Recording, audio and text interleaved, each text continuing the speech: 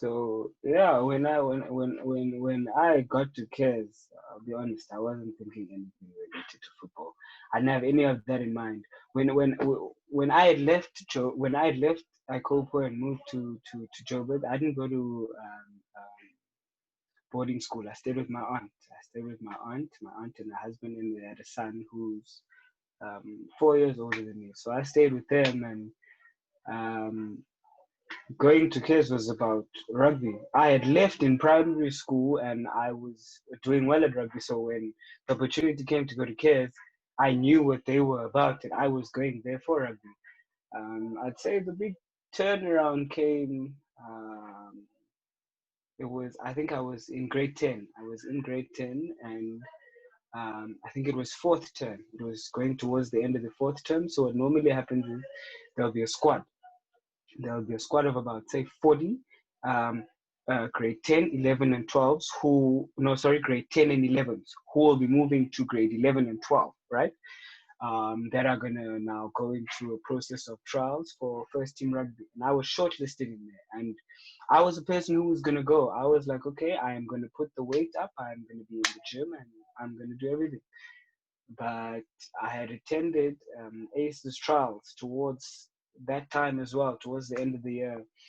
And when I was selected, I had made the decision. No matter what cares were going to say, if needs be, I was going to leave the school. And it was such a difficult decision that when I left, when I told them that I was stopping, when I was told them that I was stopping playing rugby, it was an issue. I remember the first team rugby coach was my register teacher. So every morning before we go to our class, he'd be the one that take register. And at one point, I was late. I think it was 3 days in a row. I was late 3 days in a row. And out of nowhere, I'm walking in and he goes, "You and your soccer will start going to another school." And from there, I got an understanding of the decision I had made. You know, I had turned down a school that at one point was the best in the country, a school that had Brian O'Banner, you know, that made Brian O'Banner to a certain extent. I didn't want to participate in any rugby, and I followed through. I followed through. The only difficulty about it was that I still had to participate in the school sport. You know, I still had to participate in the school sport. So, in the second term, I started playing hockey. Oh, I started playing hockey, and our team was so bad. They made us. I was in fourth. I was in fourth team, and the one time we played St. John's, and they made us play with girls. It was so embarrassing. It was so embarrassing. Was so embarrassing, but I stood up for it and when I was in matric when I was in matric and everything was accepted, I had already gotten my full blazers, my full colors, my full colors blazer in grade 11 when people are only used to getting it in grade 12. So here a kid denies a school a rugby, and then out of nowhere he's given a full colors blazer for a sport they didn't even recognize, you know. And in matric, I went and I delivered a trophy to say thank you for having me as first team captain. Thank you, and thank you for all the services that you've given to me as a school. I learned a lot of things. I had never gotten an opportunity like that ever in my life, ever.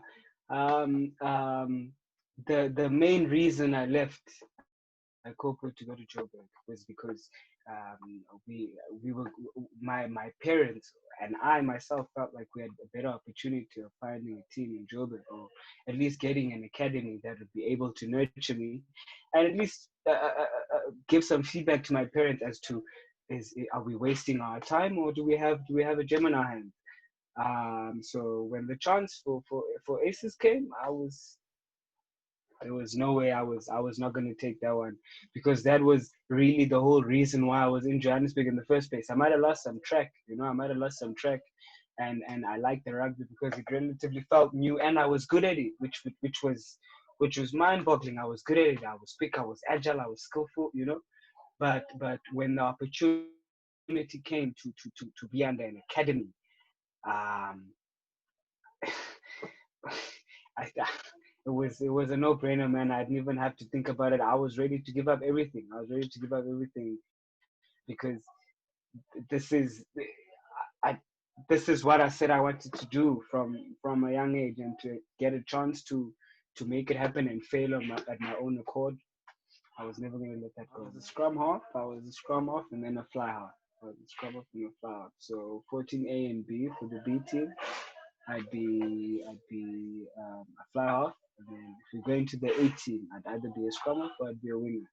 Yeah, the 18 guys were way bigger and they were doing some very crazy things right now. I'm just gonna speak on generally cares at first, and then there's things you can't fight. There's things you can't fight. At a school like cares, rugby has been the dominant sport for since the school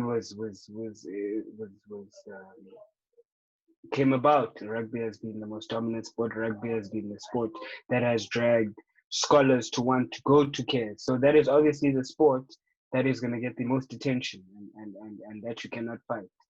We were lucky enough in that we had a case where an educator who came to teach was a person who was very passionate about soccer, who had actually gotten a scholarship to go play in the US.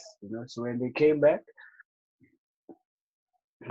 to coach at Cares, and that's when things shaked up, and I think it's like that with all the schools, where they have such talent, man. They have such talent, and a lot of these boys you get to see at your Wits.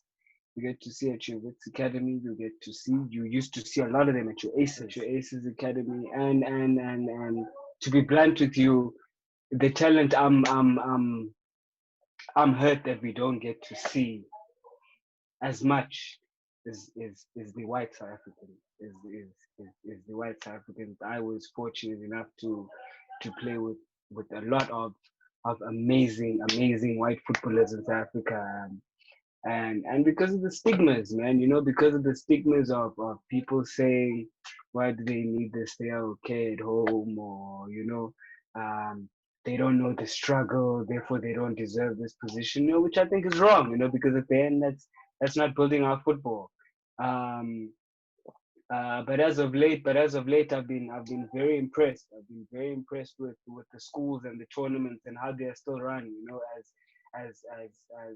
As a student, third term, you had 3 tournaments to play in, and those tournaments would have the best schools relatively in the country, irrespective of the amount or the difference in school fees. And funny that with all the stigma of white boy this or cheese boy this, or we'd win these tournaments. We'd win these tournaments.